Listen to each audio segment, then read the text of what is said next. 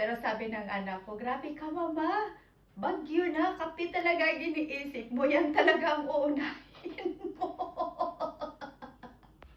Grabe, sobrang lakas ng bagyo dito. For the first time ko itong na-encounter dito sa Norway. Alam nyo ba na for almost 15 years ako dito, ngayon lang ako na-encounter ng ganito.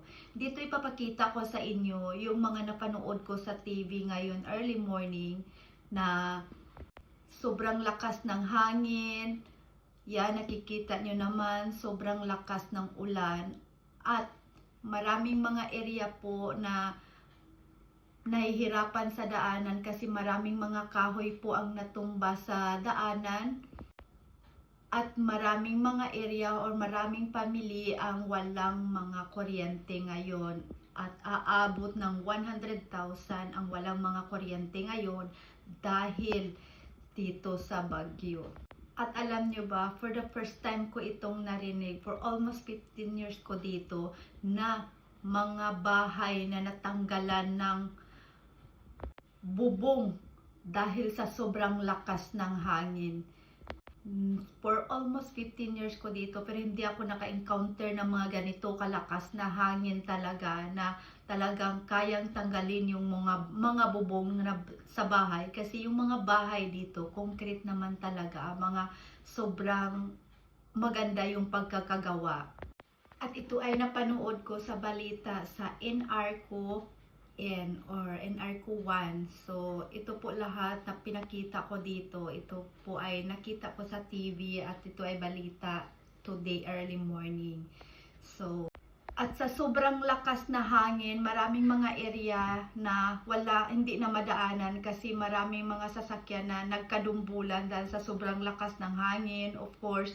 Tapos, sa sobrang lakas ng hangin, maraming mga daan na hindi na madaanan dahil sa kahoy. Aalisa na kami ng anak ko papunta ng church today kasi may seminar siya every first Saturday of the month sa communion niya at sa katikesan niya, katikes. So, ngayon aalisa na kami mga 9 pero hindi na kami tumuloy kasi malakas yung hangin, sobrang lakas ng ulan at maliliit kami ng anak ko. Of course, wala din kaming sasakyan. Feel ko mapalid ko sa hangin. Pero wala namang na dapat mag-stay lang kami sa bahay or bawal lumabas. Wala namang gano'n na babala talaga. So, yun, pupunta kami ng church pero hindi nga kami tumuloy kasi malakas yung hangin.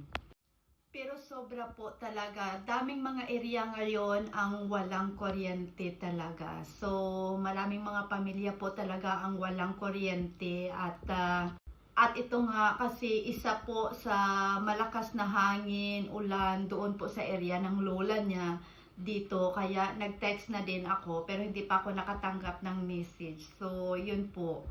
Dito sa amin, dito sa Dramin, malakas na ulan, may hangin pero meron naman kaming kuryente. So wala pong problema sa kuryente, may pagkain at may kape kami.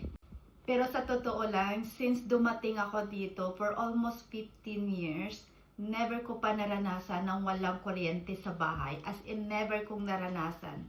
Siguro tubig naranasan ko na walang tubig kasi in-off nila, bali mga 2 to 3 days yata o 2 days, ino-off nila kasi may inaayos sila or lilinisin silang mga tubo. Yun lang. Pero hindi ko naranasan ng walang kuryente dito sa Norway. Tumira ako for almost 15 years dito pero never kong naranasan yan. At sobrang natawa ko kasi sabi ko sa anak ko, how about kung dito nangyari yan sa atin anak? Paano tayo kumain? Di ba lahat nakakuryente naman? Paano yung kape ko? Hindi na ako makainom ng kape. Sabi ko sa anak ko.